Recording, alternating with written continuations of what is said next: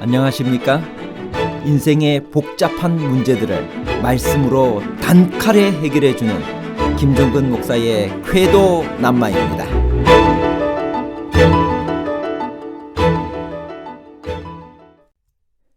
누가가 예루살렘이라는 이름을 밝힌 이유는 무엇일까요? 멸망에 가증한 것이 과연 군대일까요? 왜 누가만 그것이 군대임을 확실히 밝혔을까요? 예루살렘을 에워쌀 멸망에 가증한 것은 그리스 군대인가요? 아니면 로마 군대인가요? 그리스 군대와 로마 군대에 관한 복잡한 문제를 하나님 말씀의 가르침으로 명쾌하게 해결해 드리겠습니다. 가난한 과부의 작은 헌금이 왜 다른 모든 사람보다 많다고 하셨나요? 누가복음 21장 4절.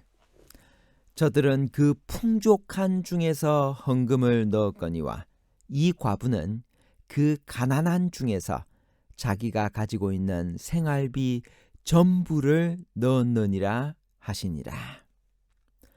제자들은 성전의 멸망을 예언하시는 예수님의 말씀에 놀라 두 가지 질문을 했습니다. 그것이 무엇인가요? 왜 제자들이 그런 질문을 했을까요? 제자들이 알고 싶은 것은 무엇이었나요? 누가복음 21장 7절.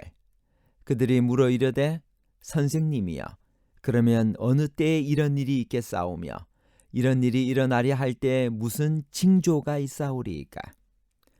제자들에게는 성전의 황폐가 곧 이 세상의 종말이었습니다. 제자들은 언제 이런 일이 일어날 것인지 예수님의 더욱 분명한 말씀을 고대했습니다. 어떻게 이 견고하고 아름다운 성전이 무너질 수 있을지 제자들은 이해가 되지 않았습니다. 예수께서는 재림의 징조부터 대답하셨습니다. 말세에는 어떤 징조들이 더욱 빈번하게 나타날 것인가요? 오늘날의 상황은 어떠한가요? 누가복음 21장 8절. 이르시되 미혹을 받지 않도록 주의하라. 많은 사람이 내 이름으로 와서 이르되 내가 그라 하며 때가 가까이 왔다 하겠으나 그들을 따르지 말라. 예수님께서는 여러 징조를 보여주셨습니다. 그 중에서 가장 첫 번째로 사람의 미혹을 받지 않도록 주의하라고 했습니다. 마지막 때가 되면 자칭 그리스도라고 하는 거짓 그리스도와 거짓 선지자들이 많이 일어날 것이기 때문입니다. 두 번째로 난리와 소요의 소문이 있겠으며, 셋째로 민족이 민족을, 나라가 나라를 대적할 것이고, 큰 지진과 기근과 전염병, 무서운 일과 하늘로부터의 큰 징조가 있을 것이며 핍박과 박해가 있을 것입니다. 각 시대를 통하여 핍박을 받을 성도들을 위한 하나님의 약속은 무엇인가요? 누가복음 21장 12절. 이 모든 일 전에 내 이름으로 말미암아 너희에게 손을 대어 박해하며 회당과 옥에 넘겨주며 임금들과 집권자들 앞에 끌어가려니와 이 일이 도리어 너희에게 증거가 되리라. 그러므로 너희는 변명할 것을 미리 궁리하지 않도록 명심하라. 내가 너희의 모든 대적이 능히 대항하거나 변박할 수 없는 구변과 지혜를 너희에게 주리라. 심지어 부모와 형제와 친척과 벗이 너희를 넘겨주어 너희 중에 몇을 죽이게 하겠고, 또 너희가 내 이름으로 말미암아 모든 사람에게 미움을 받을 것이나 너희 머리털 하나도 상하지 아니하리라. 너희의 인내로 너희 영혼을 얻으리라. 예수께서는 예루살렘이 군대들에게 에워싸이는 것을 보거든 그 멸망이 가까운 줄 알라고 말씀하셨습니다. 무엇을 뜻하는 것인가요? 누가복음 21장 20절. 너희가 예루살렘이 군대들에게 에워싸이는 것을 보거든 그 멸망이 가까운 줄을 알라. 이 경고는 그때로부터 약 40년 후 예루살렘이 멸망할 때 유의하도록 주어진 바 된 것입니다. 주의 깊게 말씀을 연구한 그리스도인들은 그 경고에 순종하여 구원을 받았으며 그렇지 않은 사람들은 도성이 함락될 때 함께 멸망했습니다. 다른 복음서 기자들이 멸망에 가증한 것이 거룩한 곳에 선 것을 보거든이라고 상징적으로 표현한 것을 누가는 예루살렘이 군대들에게 에워싸이는 것을 보거든이라고 정확히 실제적으로 묘사했습니다. 이것 때문에 일부 학자들은 누가복음이 참혹한 예루살렘 멸망 AD 70년 이후에 그 참상을 목격한 사람에 의하여 기록되었을 것이라고 주장하기도 하지만 누가의 두 번째 책인 사도행전의 연대와 이 사도행전이 AD 61년에서 63년경에 기록된 것을 비교해 보면 틀린 주장임을 금방 알 수 있습니다. 복음서 기자 중에서 오직 누가만 예루살렘을 언급합니다.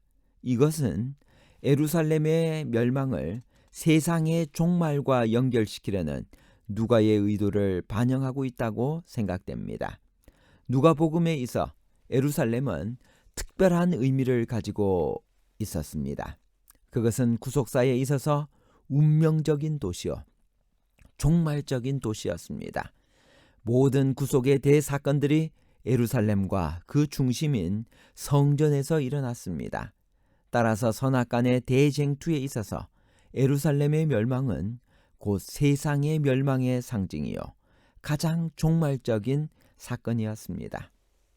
언제 군대가 예루살렘 성을 에워쌌나요?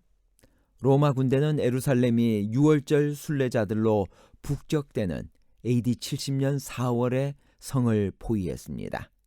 약 5달 동안의 포위 끝에 예루살렘은 함락되었습니다. 요세푸스의 기록에 의하면 약 110만 명의 유대인이 성의 함락과 연이은 학살로 죽임을 당하고 9만 7천여 명이 포로로 잡혀갔습니다. 참혹한 광경들이 벌어졌습니다. 성전은 불에 타고 성벽은 철저히 파괴되었습니다. 예루살렘 성은 화산처럼 불탔으며 건물들은 굉음과 함께 하나씩 차례로 넘어져 불구덩이 속으로 삼켜지고 말았습니다. 백향목 지붕은 불붙은 종이장들과 같았고 도금한 첨탑들은 새빨간 쇠꼬챙이처럼 빛났으며 탐루는 높은 불과 연기 기둥이 되어버렸습니다. 성내의 살육은 성 밖의 그것보다도 더욱 비참했습니다. 남자나 여자나 늙은이나 젊은이, 폭도나 제사장, 싸우는 자나 자비를 구하는 자나 무차별하게 학살을 당했습니다. 그러나 예루살렘의 징벌에 대한 주님의 예언은 아직도 하나 더 성취되어야 합니다. 예루살렘의 파멸은 장차 올 것과 비교하면 아주 희미한 그림자에 지나지 않습니다. 우리는 택함을 받은 도성의 멸망에서 하나님의 은혜를 거스르고 그분의 율법을 짓밟는 세상의 운명을 볼 수 있습니다. 누가는 예루살렘을 에워싼 로마 군인들을 보았기 때문에 누가복음에 이 기사를 기록한 것이 아닙니다. 누가복음은 AD 61년에서 63년에 기록된 사도행전보다도 더 일찍 기록되었습니다. 누가는 성령의 감동하심을 입어 미리 앞날에 있을 일을 자세히 기록했던 것입니다. 누가복음이 예루살렘을 에워쌀 멸망에 가증한 것이 다름 아닌 로마 군대라고 기록했기 때문에 학자들은 누가복음이 예루살렘 멸망 이후에 그 참상을 체험한 사람에 의하여 기록된 책이라고 주장합니다. 그러나 사도행전이 AD 61년에서 63년에 누가에 의해서 쓰여졌기 때문에 누가복음은 그보다 훨씬 먼저 쓰여진 것입니다. 우리는 재림의 준비를 어떻게 해야 할까요? 첫 번째, 방탕함이나 생활의 염려로 마음이 둔하여지는 것을 조심해야 합니다. 두 번째, 뜻밖의 갑자기 세상에 종말이 올 것입니다. 세 번째, 항상 기도하며 깨어 있어야 합니다. 결론입니다. 첫 번째, 예루살렘을 에워쌀 멸망에 가증한 것은 로마 군대입니다. 두 번째, 사도행전이 AD 61년에서 63년경에 누가에 의해 쓰여졌기 때문에 누가복음은 그보다 먼저 쓰여졌습니다. 그렇다면 예루살렘 멸망 훨씬 이전입니다. 누가복음은 예언적인 안목으로 로마 군인들이 예루살렘 성을 포위할 것과 성이 멸망할 것을 기록했던 것입니다. 셋째, 예루살렘 성의 멸망이야말로 이 세상 종말의 예표입니다. 감사합니다.